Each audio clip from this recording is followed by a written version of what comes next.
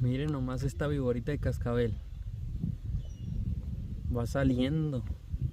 Chiquitita, chiquitita. Lista para irse a comer los ratones, para ir a cazar todo. Aquí está, quietecita, quietecita está. Hay que tener mucha precaución. El animalito va pasando por ahí, pues, no te hace daño. Pero pues si se llega a cruzar contigo, lo que tienes que hacer nomás es hacerte un poquito para atrás.